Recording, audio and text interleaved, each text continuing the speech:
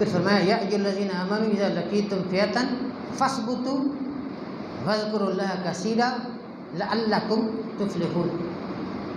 कि ईमान वालो इज़ा लक़ीतुम फ़िअतन, कि जब तुम्हारा मुकाबला किसी दुश्मन दस्ते के साथ हो, काफिर जमात के साथ हो, तो क्या करना है? मैदान जंग में क्या करना है? दो फौजें आमने सामने हैं, मुसलमानों का लश्कर है इधर, इधर कुफ़ार का लश्कर है, तो अब मुसलमान कैसे डटे, क्या करें? मैदान जंग में हथियार लेकर तो वो उतरे हैं। यहाँ फरमाया फ़स्बुतू, पहली चीज़ फ़स्बुतू, तुम साबित कदम रहो। तो सबूत कदम के लिए सबूत कल्ब ज़रूरी है। कदमों की साबित कदमी के लिए दिल का सबात ज़रूरी है। अगर दिल में जमाव नहीं है तो पाँव नहीं ठहरेंगे, कदम डगमगा जाएंगे। याद रखिए, कदम साबित कदम नहीं रहेंगे, यानी जमाव पैदा नहीं होगा। तो कदमों सबूत कदम के लिए सबूत कल्ब ज़रूरी है, दिल का मजबूत होना ज़रूरी है। और दिल की मजबूती के लिए ज़रूरी है कि अल्लाह ताला का ज़िक्र किया जाए, अल्लाह ताला का ज़िक्र किया जाए। अल्लाह के ज़िक्र से दिल मजबूत होगा, अल्लाह के ज़िक्र से दिल मजबूत होगा। मैदान जंग में भी अल्लाह के ज़िक्र की तालीम दी जा रही है, तलकीन की जा रही है। फ़स्बुतू वज़्कुरुल्लाह कसीरा, फ़स्बुतू वज़्कुरुल्लाह कसीरा लअल्लकुम तुफ़्लिहून, ताकि तुम कामयाब हो जाओ। यानी साबित कदम रहो, अल्लाह का ज़िक्र करो। मालूम हुआ कि ताल में भी नमाज नहीं छोड़नी, नमाज वाला ज़िक्रुल्लाह अकबर, नमाज अल्लाह के ज़िक्र की अकमल और अतम शक्ल है, कामिल तरीन शक्ल है अल्लाह के ज़िक्र की, वो भी नहीं छोड़नी कि ताल जंग में नहीं छोड़नी। तो क्या मालूम हुआ इस आयत से कि सबूत कदम के लिए सबूत कल्ब का होना ज़रूरी है। दिल मजबूत होगा तो कदम जमाव पैदा करेंगे, और दिल की मजबूती के लिए अल्लाह का ज़िक्र ज़रूरी है। दिल की मजबूती के लिए अल्लाह का ज़िक्र ज़रूरी है। फिर फरमाया चौथी शर्त अतीउल्लाह व रसूलहू, अल्लाह और उसके रसूल की इताअत तो अमूमी ज़िंदगी में भी ज़रूरी है, लेकिन मैदान जंग में बहुत ज़रूरी है। नहीं तो जीती हुई जंग शिकस्त में तब्दील हो जाएगी, जीती हुई जंग शिकस्त में तब्दील हो जाएगी, जंग ओहद में जैसा हुआ। तो अल्लाह और उसके रसूल की इताअत ज़रूरी है। अगर वो ना की तो फिर क्या होगा? अगर अल्लाह और उसके रसूल की इताअत ना की तो क्या होगा? पहला नुकसान, यानी वला तनाज़ऊ, इख्तलाफ नहीं करना आपस में इख्तलाफ नहीं करना। अगर किया तो क्या होगा? फतफ़शलू, तो बुज़दिल बन जाओगे, तुम बुज़दिल हो जाओगे, अलग अलग हो जाओगे। आज यही चाहते हैं। 50-55 के करीब मुसलमान स्टेट्स हैं आज दुनिया में 50 से 55 के दरमियान मुसलमान स्टेट्स हैं, और मेरे ख्याल में अरब स्टेट्स 22-24 के करीब सिर्फ अरब स्टेट्स। लेकिन देख लीजिए मुसलमानों की ईमानी हालत क्या है। फरमाया अगर तुमने आपस में तनाज़ा किया, इख्तलाफ किया, फतफ़शलू, तो बुज़दिल बन जाओगे, वतज़हब रिहुकुम, और तुम्हारी हवा उखड़ जाएगी, तुम्हारा दबदबा और रोब दुश्मनों के दिलों से निकल जाएगा। तुम्हारा दबदबा और जो रोब है वो दुश्मनों के दिलों से निकल जाएगा। लिहाजा आपस में तनाज़ा नहीं करना, इख्तलाफ नहीं करना। वस्बिरू, और सब्र करो, सब्र से काम लो। अल्लाह का ज़िक्र किसी हाल में ना छोड़ो, अल्लाह ताला का ज़िक्र किसी हाल में ना छोड़ो। वअइद्दू लहुम मस्तताअतुम मिन कुव्वा, जिहाद, जो जिहादी कोशिश है, ये जो सरगर्मियाँ हैं, जिहादी कोशिशें, अहले ईमान के लिए इंतहाई ज़रूरी है कि वो अपने दुश्मन को पहचाने। क्या एक मोमिन ये जानता है कि उसका दुश्मन कौन है? रुए ज़मीन पर कौन कौन उनके दुश्मन है? कुरान बयान करता है, हम इस पर बात भी कर चुके हैं। हमारा दुश्मन कौन है? क्या एक मोमिन को इल्म है कि उसका दुश्मन कौन है? तो तैयारी करनी जिहाद की, क़िताल की। जो वक्त है, जो ज़माना है, उसके तकाज़ों के मुताबिक जदीद असलहा जो है उसको सीखना और धाक पैदा कोशिश करना, धाक पैदा करना, रोब दबदबा, दुश्मन पर रोब दबदबा, कि वो कोशिश ही ना करे लड़ने की। कि अहले ईमान और मुसलमान हर वक्त तैयारी में रहते हैं, वो किताल की तैयारी में रहते हैं, वो गाफिल नहीं है, वो जंग से डरते नहीं हैं, वो मैदान जंग में उतरने से घबराते नहीं हैं, वो इसकी तैयारी में रहते हैं, वो खाइफ रहेंगे, वो खाइफ रहेंगे। तो फरमाया कि हर वक्त इसकी तैयारी में रहो। और फिर फरमाया वइन जनहु लिस्सल्मी फजनह लहा व तवक्कल अलल्लाह, कि अगर वो सुलह करें, अगर वो सुलह पर उतर आए तो तुम भी सुलह करो। इधर हुक्म है सुलह का, वइन जनहु लिस्सल्मी फजनह लहा। कौन कहता है इस्लाम दहशतगर्द? इस्लाम का मादा सिल्म है जो यहाँ जिक्र हो रहा है, इसका माना अमन है, सलामती, अमन का मज़हब है, दीन सलामती का मज़हब है। फरमाया वइन जनहु लिस्सल्मी, जब वो झुके सुलह के लिए, फजनह लहा, तो तुम भी सुलह के लिए झुक जाओ, तुम भी सुलह करो। ये अमर है, फजना यानी हुक्म दिया जाए। वह तवक्कल अलल्लाह, और अल्लाह पर भरोसा करो, यानी अगर वो कुछ चाल चलने की कोशिश कर रहे हैं तो अल्लाह पर भरोसा करो। लेकिन यहाँ सुलह किस किस्म की है? ये सुलह इस तरह से है कि मुसलमानों के नुकसान में नहीं है, मुसलमान डर कर, घबरा कर, बुज़दिल बनकर सुलह ना करें, बुज़दिल बनकर सुलह ना करें, ऐसी सुलह नहीं करनी। यानी वो सुलह जिसमें मुसलमानों का फ़ायदा है, जो मुसलमानों के मजमूई फ़वाइद में है, उसके हक़ में है, इस तरह से सुलह करना जायज़ है। इस तरह से अगर तुम देखते हो कि सुलह मुसलमानों के हक़ में है, इसे यानी फ़तह मुबीन, जैसा कि सुलह हुदैबिया को कहा गया। अब नबी अलैहिस्सलाम उस पर राज़ी थे, और एक शख्सियत सहाबा कराम में से जो इंतहाई रमज़ शनास थी नबी सल्लल्लाहु अलैहि वसल्लम की, वो अबू बकर सिद्दीक़ रज़ी अल्लाह अन्हु थे। बाकी सब परेशान थे कि ये कैसी सुलह है, लेकिन वो सुलह ऐसी थी। उस वक्त मुसलमान सुलह हुदैबिया में सिर्फ 1400 थे, 10 साल का मुआहदा था, खुद उन्होंने तोड़ दिया। किताल, मैदान जंग में तलवार चलती है, खून बहता है। जब सुलह हुई, जंग बंदी का मुआहदा हुआ, तो मुसलमानों को मौका मिला कुफार से मिलने का, गुफ्तगू करने का, दावत, अल्लाह की जो दावत है, दावत इल्लल्लाह, इस काम को करने का मौका मिला। तो 2 साल बाद उन्होंने मुआहदा तोड़ा, 10,000 का लश्कर फतह मक्का के लिए गया, बगैर किताल के मुसलमान ने मक्का फतह कर ली। तो इस तरह से सुलह करनी, इस तरह से सुलह जो मुसलमानों के हक़ में हो, तो इस्लाम के हक़ में हो, जिससे मुसलमानों को फ़ायदा हो, ये ना हो कि जिससे मुसलमानों को नुकसान हो। ऐसी सुलह मतलूब नहीं है। सूरह तौबा का आगाज़, सूरह तौबा के बारे में जिक्र किया जाता है कि हाँ बिस्मिल्लाह नहीं है, इसकी क्या वजूहात हैं। उलमा जिक्र करते हैं कि पिछला मज़मून इस मज़मून से मुख्तलिफ मुख्तलिफ वजूहात हैं। सबसे बड़ी दलील ये है कि खुद अल्लाह ताला ने सूरत नाजिल की, बिस्मिल्लाह नहीं लिखी। दूसरी जितने सूरह हैं, सूरतें जितनी हैं, उसमें बिस्मिल्लाह है, इसमें नहीं है बिस्मिल्लाह, इसमें बिस्मिल्लाह नहीं है। सूरह तौबा को तौबा क्यों कहते हैं? अजीब नुक्ता उलमा पेश करते हैं, तौबा का नाम तौबा क्यों है? इसलिए कि इसमें उन्होंने तौबा की। 17 बार उलमा कहते हैं कि तौबा, इसमें 17 बार, इस सूरत में, सूरह तौबा में 17 बार तौबा का जिक्र है, इसलिए तौबा नाम है इसका, सूरह तौबा।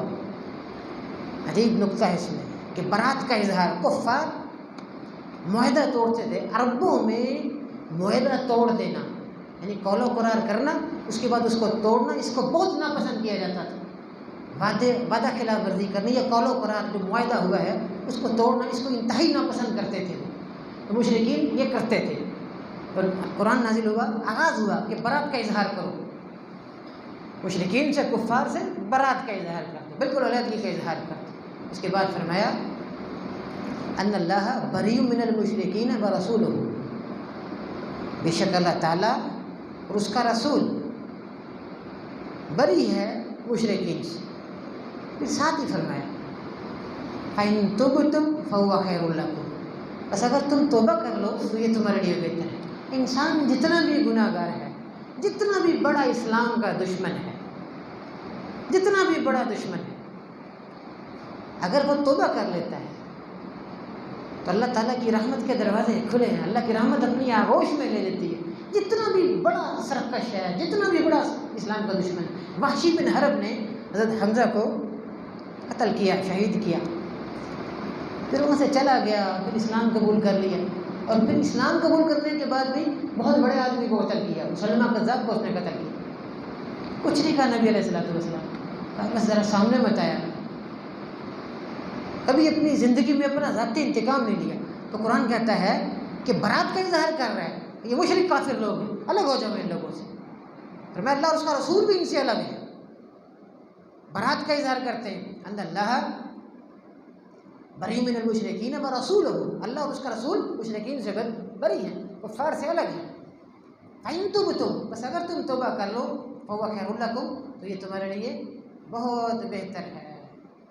कुरान इंसानियत का दर्स देता है। ये देखें आगे जो आयत है, फरमाया वइन अहद मिनल मुशरिकीन इस्तजारका फ़अजिरहु हत्ता यस्मा कलामल्लाहि सुम्मा अबलिगहु मअमनहु।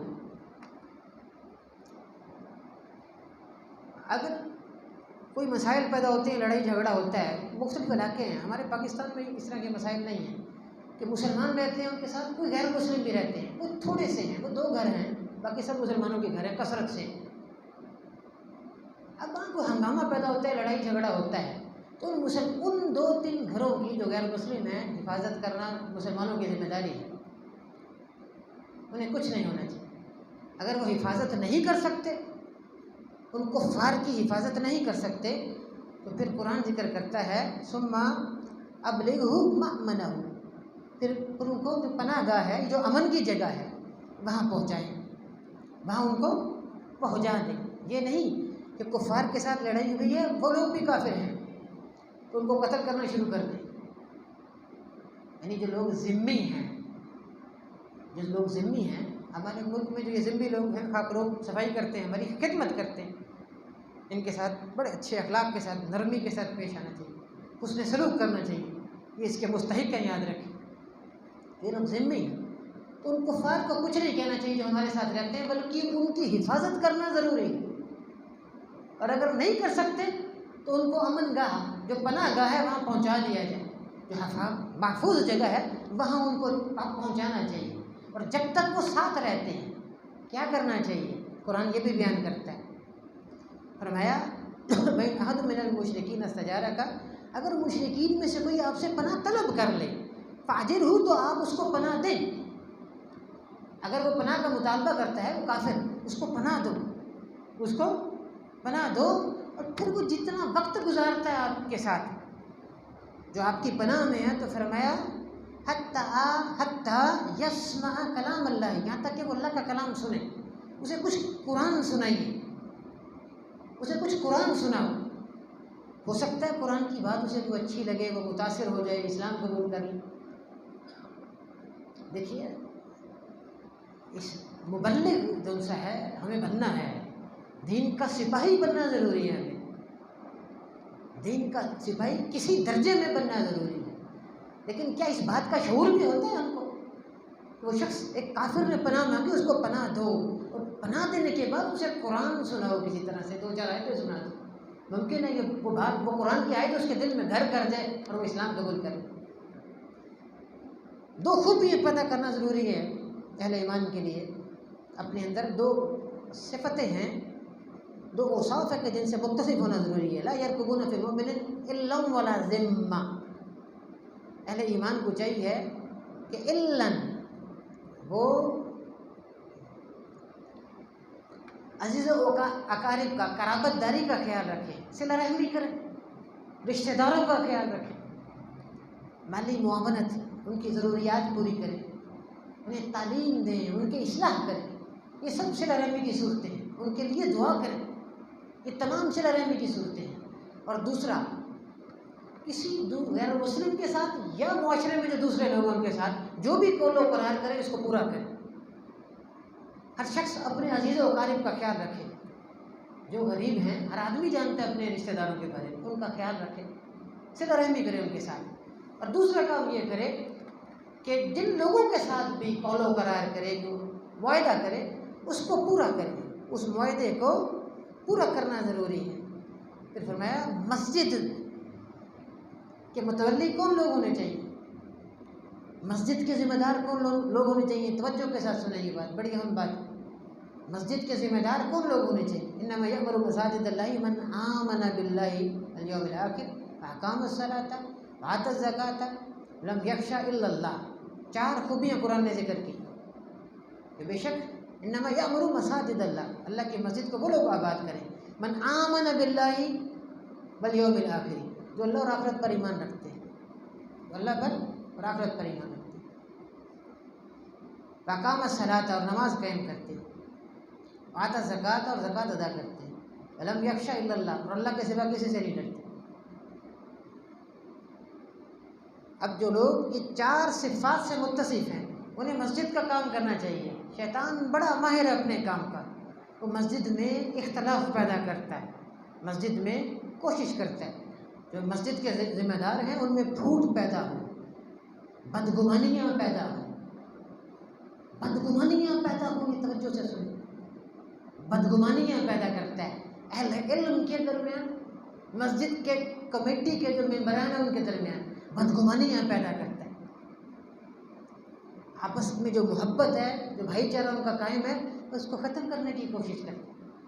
तो ये लोग अलग अलग हो जाएं, कमेटी के 4 बंदे इधर हो जाएं, 3 बंदे उधर हो जाएं, 2 उधर हो जाएं, फूट पड़ जाए, ये काम ना कर सकें, ये मस्जिद में जो दीन की खिदमत है वो कमा हक़ ना कर सके। ये उसकी कोशिश है कि मस्जिद जिस मकसद के लिए बनी होती है वो ना हो, वो खिदमत ना हो। मस्जिद ज़िरार देख लीजिए, गिरा दिया आपने, हुक्म दिया उसको गिरा दिया जाए, तो किस लिए तामीर की थी? मुसलमानों में फसाद पैदा करने के लिए, मुसलमानों का जो इत्तिहाद है उसको ख़त्म करने के लिए, मुसलमानों को कमज़ोर करने के लिए वो मस्जिद बनाई थी। वो हकीकत में मस्जिद नहीं, उसको गिरा देने का हुक्म दिया। मस्जिद इसलिए है कि हम लोग इकट्ठे हों, भाईचारा कायम करें, मोहब्बत पैदा हो, मस्जिद में ये फ़ज़ा पैदा की जाए, याद रखें, इसलिए मस्जिद है। इस ख़ास लोग हैं मस्जिद में काम करने वाले, याद रखें। अब देख लीजिए हमारे मसाजिद का क्या हाल है, अहले इल्म की क्या हालत है, उनके साथ क्या सलूक किया जाता है मसाजिद। इस पर बहुत गुफ्तगू हो सकती, इस मौजू पर बहुत गुफ्तगू हो सकती। कुरान ने 4 अहम खूबियाँ जिक्र की हैं कि मन आमन बिल्लाहि वल यौमिल आखिर, अल्लाह पर ईमान के साथ आखिरत पर ईमान। आखिरत पर ईमान जवाबदेही का जज्बा पैदा करता है कि हम मस्जिद के काम को ख़राब करेंगे, सही काम नहीं करेंगे। तो अना का मकसद है, कोई अना मतलूब है, कुछ शोहरत चाहते हैं, मस्जिद में रहकर क्या चाहते हैं, क्या हमारे आमाल में इखलास है, कि मस्जिद की खिदमत के दौरान इखलास मौजूद है या नहीं। कि इंसान का और अल्लाह का अमल ताल्लुक़ है, इंसान और बंदे के दरमियान है इखलास, कि वो क्या खालिस है जो वो काम मस्जिद में कर रहा है, और अल्लाह का डर जब दिल में आता है, हम यख्शा इल्लल्लाह, अल्लाह के सिवा वो किसी से डरता ना हो, दिल में खशियत हो, अल्लाह ताला का खौफ हो। 4 रिश्तों का जिक्र, 8 रिश्तों का जिक्र है। कुरान जिक्र करता है कुल इन कान आबाउकुम व अबनाउकुम व इख्वानुकुम व अज़वाजुकुम व अशीरतुकुम व अम्वालुन इक़्तरफ़्तमूहा व तिजारतुन तख़शौना कसादहा व मसाकिन तर्ज़ौनहा अहब्ब इलैकुम मिनल्लाहि व रसूलिही व जिहादिन फ़ी सबीलिही फ़तरब्बसू हत्ता यअती अल्लाहु बिअम्रिही। 8 रिश्ते जिक्र किए, बाप, बेटे, भाई, बीवियाँ, रिश्तेदार, उसके बाद आगे माल जिससे तुम कमाते हो, तिजारत जिसके मंदा पड़ जाने का डर रहता है, कारोबार ख़त्म ना हो जाए, नमाज़ें छोड़ दो, कोई परवाह नहीं नमाज की, कोई परवाह नहीं नमाज की, कोई परवाह नहीं दिन, नमाज़ें जाती हैं तो जाए, तिजारत कारोबार ख़राब ना हो, सीज़न है। फरमाया ये रहाइश गाहें तुम्हें अगर महबूब हैं, अहब्ब इलैकुम मिनल्लाहि व रसूलिही व जिहादिन फ़ी सबीलिही, अगर अल्लाह और उसके रसूल से ज़्यादा महबूब है, जिहादी कोशिशों से ज़्यादा महबूब है, फ़तरब्बसू, तो इंतज़ार करो, हत्ता याती अल्लाहु बिअम्रिही, यहाँ तक कि अल्लाह का अज़ाब आ जाए। इसका क्या मतलब है? अल्लाह की मोहब्बत और अज़ीज़ व अक़ारिब के इन रिश्तों की मोहब्बत का क्या मतलब है, ये ज़रा समझ लीजिए। अल्लाह और उसके रसूल की मोहब्बत इन तमाम मोहब्बतों पर, इन तमाम रिश्तों पर गालिब होनी चाहिए, इसका क्या मतलब है? इसका मतलब ये है, माँ कहती है बेटे से, माँ से बहुत मोहब्बत होती है, माँ बेटे से कहती है कोई बात नहीं बेटा, दाढ़ी पर कटवा लो, दाढ़ी उतरवा लो, शादी हो जाएगी। तो लड़की वाले कहते हैं आप हम निकाह करेंगे कि बच्चा दाढ़ी उतरवा ले, बाद में शादी के बाद दाढ़ी रख ले, कोई बात नहीं। देखो अब अगर बेटा मान लेता है माँ, ये गैर शरई हुक्म है, माँ बाप अगर गैर शरई हुक्म दें तो वो नहीं मानना। इन्नमा ताअतु फिल मारूफ, नेकी के कामों में इताअत है, इसके अलावा नहीं, गैर शरई कामों में इताअत नहीं।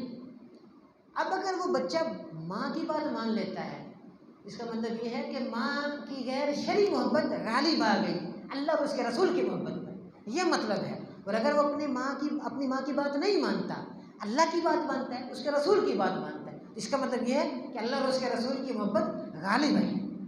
ये मतलब है, ये मतलब है कि ये जो रिश्ते हैं, ये जो काम है, इनकी मोहब्बत अल्लाह और उसके रसूल की मोहब्बत पर गालिब ना है। जब मर का ईमान व मदियत हो तो अल्लाह की मोहब्बत, उसके रसूल की मोहब्बत दूसरी मोहब्बतों पर गालिब रहे, दूसरी मोहब्बतों पर गालिब रहे। ये ज़रूरी चीज़ है, याद रखें, ये ईमान का तकाजा है, ये ईमान का मुतालबा है कि वो गालिब रहे। नबी सल्लल्लाहु अलैहि वसल्लम के कत्ल का मंसूबा बनाया गया जंगे मक्का में। जब आप हिजरत से पहले 12 कबीले थे, कहा एक एक बंदा ले लो, बनी हाशिम किसका मुकाबला करें। तो नबी अलैहिस्सलातु वस्सलाम अबू बकर सिद्दीक़ के साथ हिजरत निकले, मक्का से निकले मदीना की तरफ। तो आप गारे सौर में ठहरे, वो लोग आपका पीछा कर रहे थे, पीछा करते करते करते बिल्कुल गार के धाने पर आ गए, बिल्कुल गार के धाने पर आ गए। यहाँ तक के हालत ये थी कि वो इस तरह से खड़े हुए हैं, अगर वो जो नीचे देख लें तो उन्हें इल्म हो जाए। अगर वो गार के जो नीचे देख लें, यानी ऐसी जगह पर खड़े थे तो उनके पाँव दिखाई दे रहे थे अबू बकर सिद्दीक़ नबी अलैहिस्सलातु वस्सलाम, अगर वो जो नीचे देख लें तो उनको इल्म हो जाए। अबू बकर सिद्दीक़ रज़ी अल्लाह अन्हु ज़रा घबराए, यानी इज़ हुमा फिल गार, जबकि दोनों गार में थे। इज़ यक़ूलु लिसाहिबिही, जब नबी अलैहिस्सलातु वस्सलाम ने अपने साहिब से कहा, साहिब किसे कहते हैं अरबी में, साहिबा बीवी को भी कहते हैं, इसलिए कि वो साथ साथ रहती है ना, हमेशा साथ होती है। तो अबू बकर सिद्दीक़ रज़ी अल्लाह अन्हु के लिए कुरान करीम ने साहिब का लफ्ज़ जिक्र किया कि वो हमेशा साथ साथ रहते थे। अबू बकर सिद्दीक़ नबी अलैहिस्सलातु वस्सलाम के साथ साथ रहते थे। इस यक़ूलु लिसाहिबिही, जब उन्होंने अपने साथी से कहा ला तहज़न इन्नल्लाह मअना, आप गम न करें, बेशक अल्लाह ताला हमारे साथ है। देखिए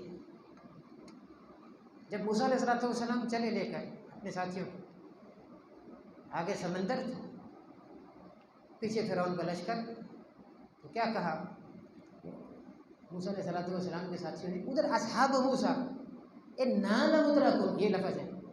मूसा अलैहिस्सलातु वस्सलाम के साथियों ने कहा मूसा हम तो धर लिए गए, पीछे फिरौन का लश्कर है और आगे समंदर है। तो मूसा अलैहिस्सलाम का जवाब क्या था, कल्ला हरगिज़ नहीं, इन्ना मइया रब्बी सयहदीन, बेशक हरगिज़ नहीं, बेशक मइया मेरे साथ मेरा रब है, वो मेरी रहनुमाई करेगा। वहाँ जो मैं आपको बात बताना चाहूँ, ज़रा नुक्ता गौर करें इस बात में। मूसा अलैहिस्सलातु वस्सलाम ने अपने साथियों को साथ नहीं लिया इस जुमले में, जब तवक्कुल किया, यानी यकीन से भरपूर दिल की गहराइयों से जब ये जुमला कहा, कल्ला हरगिज़ नहीं, इन्ना मइया रब्बी, बेशक मेरे साथ मेरा रब है। इन्ना मअना नहीं कहा कि हमारे साथ, उनको शामिल नहीं किया, उन सबको भी शामिल नहीं किया, कहा इन्ना मइया रब्बी, बेशक मेरे साथ मेरा रब है, सयहदीन को मुझे हिदायत देगा। लेकिन अल्लाह के रसूल ने क्या फरमाया, ला तहज़न, आप गम न कीजिए, इन्नल्लाह मअना, बेशक अल्लाह ताला हमारे साथ है, बेशक अल्लाह ताला हमारे साथ है। अबू बकर सिद्दीक़ को भी साथ शामिल किया। जब आपने तवक्कुल से भरपूर दिल की गहराइयों से ये जुमला ज़ुबान मुबारक से निकाला, इन्नल्लाह मअना, कि बेशक अल्लाह ताला अबू बकर हमारे साथ है, बल्कि इससे बढ़कर बाज़ उलमा कहते हैं कि मअना जमा कर दिया है, हमारे साथ है, सहाबा किराम के साथ भी है। लेकिन अगर सिर्फ अबू बकर सिद्दीक़ वही हम जिक्र करें तो ये उनकी फजीलत यहाँ से मालूम होती है। अबू बकर सिद्दीक़ रज़ी अल्लाह अन्हु तमाम सहाबा-ए-किराम में सबसे ज़्यादा साहिब ईमान शख्सियत। ला तहज़न इन्नल्लाह मआना। दूसरा नुक्ता, हुज़्न अरबी ज़ुबान में गम को कहते हैं, माजी का गम, उसको अरबी में कहते हैं हुज़्न। खौफ मुस्तकबिल का होता है, खौफ मुस्तकबिल का होता है। फरमाया ला तहज़न, गम ना करो। ऊपर भी उठाकर आपने नहीं देखा, जब देखा ना कि वो लोग हैं तो नबी अलैहिस्सलाम ने ऊपर भी चेहरा नहीं किया। फरमाया ला तहज़न इन्नल्लाह मआना, फरमाया गम ना करो। अब हदीस में आता है कि गम से पनाह मानी आपने, अल्लाहुम्मा इन्नी अऊज़ु बिका मिनल हम्मी, अल्लाहुम्मा इन्नी अऊज़ु बिका मिनल हम्मी वल हुज़्न, हुज़्न के लफ्ज़ आते हैं। तो गम से शरीयत में पनाह मांगी गई है, गम से दूर रहने की तालीम दी है। गम नहीं करना, गम नहीं करना, गम को साथ लेकर नहीं चलना जिंदगी में। ध्यान से सुनेगा, 3 दिन है गम के, बस खत्म होगी बात। गम जो ईमान के मुनाफी है, जो ईमान लेवा गम है वो नहीं करना, वो मना है शरीयत में। इधर से तरदीद होती है बाज़ लोगों की, बाज़ मकतबे फ़िक्र की तरदीद होती है, तो कई 100 सालों से गम करते चले आ रहे हैं, जो गम को मनाते हैं, गम को मनाते हैं, दिन रखा है उसमें, रोते हैं, मनाते हैं, उसकी तरदीद हो रही है। शरीयत ने उसको जिक्र किया कि गम नहीं करना, गम नहीं करना। मालूम हो रहा है कि गम जो है उससे मना किया गया है, गम करने से मना किया है, वो नहीं करना। इसके बाद जिक्र किया ला तहज़न इन्नल्लाह मआना फ़अंज़लल्लाहु सकीनतहु अलैहि। अब यहाँ पर फ़ा जो है ये ज़रा थोड़ा अरबी से मुतल्लिक़ है भाई। फ़ा तरतीब मअल ताक़ीब है, फ़ौरन बाद इन्नल्लाह मआना फ़अंज़लल्लाहु सकीनतहु, इन्नल्लाह मआना, बेशक अल्लाह ताला हमारे साथ है। तो मअन बाद फ़ौरन ये फ़ा बताती है, ये जो लफ्ज़ फ़ा है ये बताता है कि मअन फ़ौरन बाद अंज़लल्लाहु सकीनतहु, अल्लाह ताला ने उन पर सकीनत नाज़िल कर दी, वो खौफ, वो घबराहट खत्म कर दी अल्लाह ताला। यानी मालूम ये हुआ इस आयत से कि जब दिल की गहराइयों से पूरी यकसुई के साथ अल्लाह पर तवक्कुल किया जाता है, भरोसा किया जाता है, तो फ़ौरन अल्लाह ताला उसका सब्र अता करता है, फ़ौरन सब्र अता करता है। ये दलील है सर, ये आयत दलील है। ज़रा ताल्लुक़ इसका थोड़ा सा कवायद के साथ है। इन्नल्लाह मआना फ़अंज़लल्लाहु सकीनतहु, बेशक अल्लाह ताला हमारे साथ है, तो मान फ़ौरन बाद अल्लाह ताला ने सकीनत को उन पर नाजिल कर दिया, इत्मीनान नाजिल कर दिया, घबराहट और खौफ खत्म हो गया। ये अल्लाह की मदद है, याद रखें।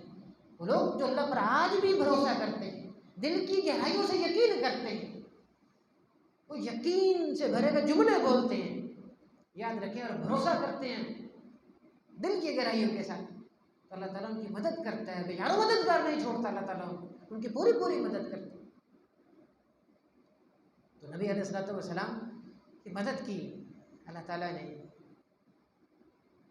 अजीब कुरान करीम में एक एक लफ्ज़ में अजीब गहराई है, यानी एक छोटा सा हर्फ जो है बाज़ वक़्त बहुत बड़ा पैगाम देता है। इजमाल है कुरान में, कुरानी आयात में इजमाल है, तफसीलात का दफ्तर हदीस की कुतब है।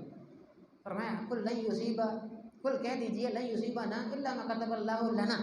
बस मैं एक बात आपको यहाँ बताना चाहता हूँ, इस आयत में अरबी ज़ुबान में लाम इंतिफा के लिए आता है, फ़ायदे के लिए आता है, और अला नुकसान के लिए आता है। आइन लाम अला, आइन से नुकसान के लिए आता है, और लाम फ़ायदे के लिए आता है। लाम फ़ायदे के लिए और अला नुकसान के लिए। देखिए कुल कह दीजिए लन युसीबना, हरगिज़, यानी हम उनको नुकसान नहीं पहुँचाएंगे, इल्ला मा कतबल्लाहु लना, मगर जो अल्लाह ताला ने लिख दिया है, इल्ला कतबल्लाहु लना, मगर जो अल्लाह ताला ने लिख दिया है। यानी उनको जो भी नुकसान हो रहा है ना दुनिया में, अहले ईमान को जो मुसीबतें आ रही हैं, जो नुकसान हो रहा है, कतबल्लाहु लना, लिख दिए अल्लाह ताला ने, लना हमारे लिए, हमारे फ़ायदे के लिए, अलैना नहीं है, हम पर वबाल नहीं है। यानी जो तकलीफ मुसीबत आ रही है उसकी कीमत पैदा हो बनेगी, वो हमारे गुनाहों को झाड़ रही है, ज़ख़ीरा कर रही है आखिरत में। जो मुसीबत अहले ईमान पर आती है, तो दुनिया में मुसीबत आती है, ये लना से साबित हो रहा है। जो लना लफ्ज़ है ना, यहाँ से ये इतना कुछ साबित हो रहा है कि अहले ईमान पर जो मुसीबतें आती हैं, जो तकलीफ़ें आती हैं, उनके गुनाह झड़ते हैं। जेलों में रहते हैं बड़े बड़े इमाम, जेलों में ज़िंदगी गुजारी, फौत हो गए, मर गए, जितने बड़े लोग थे उतनी बड़ी तकलीफें आ रही हैं, क्यों आ रही हैं उन पर? उनको साफ सुथरा कर रही है अल्लाह, अपने बंदों को साफ सुथरा कर कर कब्र में लेकर जाता है, ज़ख़ीरा हो रही है आखिरत में उनके। मामूली सी कीमत का भी मामूली सा नेकी जो है ना, अल्लाह के यहाँ बड़ी उसकी कदर है, याद रखें, अल्लाह बड़ा कदरदान है। मामूली सी नेकी जिसको हम मामूली ख्याल करते हैं, हत्ता कि मस्जिद में से एक मामूली सा कंकर उठाकर बाहर फेंकना, इस नीयत से कि मस्जिद को साफ सुथरा रखेंगे। इमाम बुखारी रवायत लेकर आए हैं और वो जिक्र किया है कि अल्लाह ताला उसका भी अजर देगा, अल्लाह ताला उसका भी अजर देगा। अल्लाह बड़ा कदरदान है, अल्लाह ताला बड़ा कदरदान है। नमाज के बारे में एक छोटी सी बात, फरमाया वला यातून सलाता इल्ला वहुम कुसाला। देखिए नमाज के बारे में कैसी तनकीदात हैं, कुरान कैसी बातें जिक्र करता है और हम कैसी नमाज़ें पढ़ते हैं, ये हमें अपने गिरबान में झांकना है। सुनिए, फरमाया वला यातून सलाता, वो नहीं आते नमाज की तरफ, इल्ला वहुम कुसाला, मगर सुस्ती इख्तियार किए, बड़े सुस्त होकर उठते हैं, पढ़नी पड़ेगी नमाज, पढ़नी है, मस्जिद में चलते हैं, सुस्ती इख्तियार किए हुए आते हैं। अब अंदाज़ा कीजिए, यानी कुरान ये नक्स तनकीद कर रहा है कुरान कि वो नमाज पढ़ने के लिए मस्जिद में बड़ी अजीब सी हालत में आते हैं, सुस्ती है, कोई यानी नमाज का ज़ौक़ नहीं मालूम होता, शौक़ नहीं है, चाको चौबंद होकर नहीं आते, चुस्ती के साथ नहीं आते। यहाँ से मालूम हो रहा है मफ़हूम मुखालिफ क्या है इसका, यानी वो सुस्ती इख्तियार के लिए आते हैं, तो मफ़हूम मुखालिफ क्या है कि चाको चौबंद होकर आना चाहिए नमाज के लिए, चुस्त होकर आना चाहिए। जब इस तरह से नमाज पढ़ेंगे तो 2 महीने की नमाज आपको बदल देगी, याद रखें, फौलाद बनाने की नमाज आपको, ये दिल में रखेंगे मेरी बात। लेकिन चाको चौबंद होकर आना है, तैयारी कर कर आना है, हर नमाज की तैयारी कर कर आना है, पूरी कोशिश के साथ आना है। ये नमाज दिनों में बदल देगी आपको, याद है। कुरान तनकीद कर रहा है उनके इस रवैये पर कि नमाज पढ़ रहे हैं, ये नहीं कि बेनमाज है, ये मुनाफिकीन का जिक्र, नमाज पढ़ रहे हैं, आ रहे हैं नमाज के लिए, फरमाया सुस्ती इख्तियार की जाती है। सुस्त बन के कैसे आते हो तुम, किस तरह से नमाज पढ़ते हो?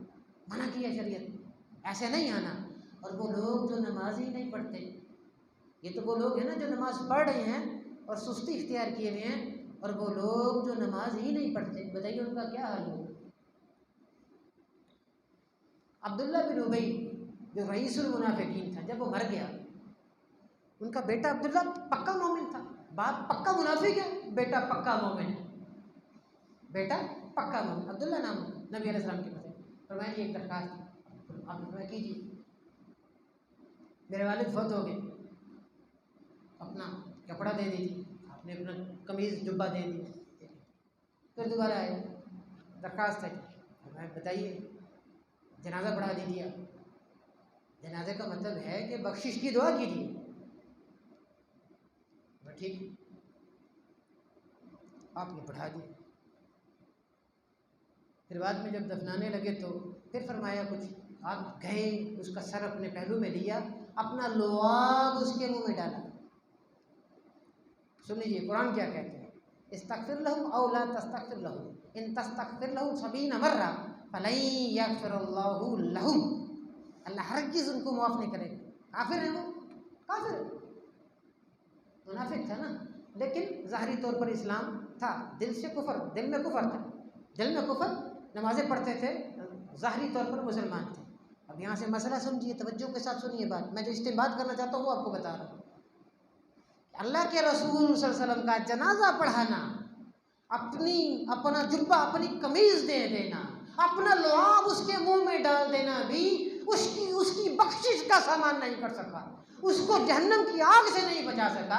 तो आज के लोग पीर फकीर कैसे किसी की सिफारिश कर लेंगे, कैसे किसी को बख्शा लेंगे कि अल्लाह के रसूल जनाजा भी पढ़ा रहे हैं, अपनी कमीज तक दे रहे हैं, लुआब मुंह में डाल रहे हैं, लेकिन फिर भी उसकी बख्शिश नहीं हो सकती, इसलिए कि ईमान नहीं है, इस्लाम नहीं है, अमल की पूंजी नहीं है उसके पास। तो नबी का अमल भी कुछ नहीं कर सकता उसके लिए, नबी भी कुछ नहीं कर सकता उसके लिए, कि अकीदा नहीं है, ईमान नहीं है। तो आज जिन लोगों की ज़िंदगी में शिर्क है, बिदआत हैं, वो किसी का सहारा तलाश करें, अल्लाह के रसूल के से बढ़कर के इसका सहारा है। वो सहारा था, जनाजा पढ़ाया, कपड़ा दिया, लुआब मुंह में डाला, कुछ नहीं हो सकता, ईमान नहीं है। अब्दुल्ला बिन उबई बिन सलूल ईमान नहीं था, कुफर है, अमल की पूंजी नहीं है, वो ईमान के बाद। आज वो लोग लम्हे फिक्र है उनके लिए, वो सोचें, वो गौर करें कि वो क्या करेंगे। वो लोग क्या करेंगे जिनके अकीदे में नक्स है, जिनकी तौहीद कामिल नहीं है, जिनके पास अमल की पूंजी नहीं है, वो किसका सहारा पकड़ेंगे, वो किसकी रस्सी थामेंगे? मोहम्मद रसूलुल्लाह से बढ़कर किसकी रस्सी है?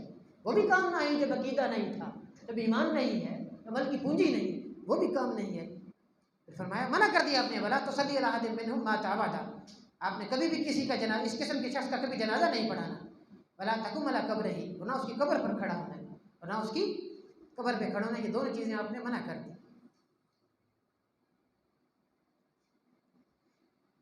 आखिर में ग़ज़वा तबूक के लिए नबी अलैहिस्सलाम तैयारी कर रहे थे। कुछ लोग आपके पास आए, कहा जी हमारे पास सवारी के लिए सामान नहीं है, सवारी नहीं है, इतना लंबा सफ़र है, हम कैसे जाएंगे?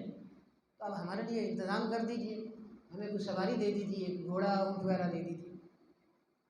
आपने फरमाया ला अजिदु मा अहमिलुकुम अलैहि, मैं नहीं कर सकता इंतज़ाम, यानी मैं सवारी का इंतज़ाम नहीं कर सकता। ये नबी अलैहिस्सलाम ने फरमाया, तवल्लौ, तो वो चले गए, वअयुनुहुम तफीज़ु मिनद्दमी हज़ना, तो उनकी आंखों से आंसू निकल रहे थे। अल्लाह के रसूल कुछ नहीं कर सके। मालूम हुआ कि नबी मुख्तारे कुल नहीं होता, नबी मुख्तारे कुल नहीं होता। किताल के लिए जाना चाहते हैं, इस्लाम की सरबुलंदी के लिए लड़ने के लिए जाना चाहते हैं, उसके लिए सामान की तैयारी हो रही है, लंबा सफ़र है, शदीद गर्मी है, वो मुजाहिद बनना चाहते हैं, लेकिन साजो सामान नहीं है, सवारी नहीं है। आपसे मुतालबा किया, आपने कहा मैं कुछ नहीं कर सकता। वो रो पड़े, वो लोग रोते हुए चले गए वापस। अगर नबी मुख्तार कुल होता तो सवारी की लाइनें लग जानी थी, सामान ही सामान होता। मालूम हुआ कि नबी पैगंबर मुख्तार कुल नहीं होता। अल्लाह ताला हमें सही अकीदे का फ़हम अता फरमाए। हमारा नहीं है।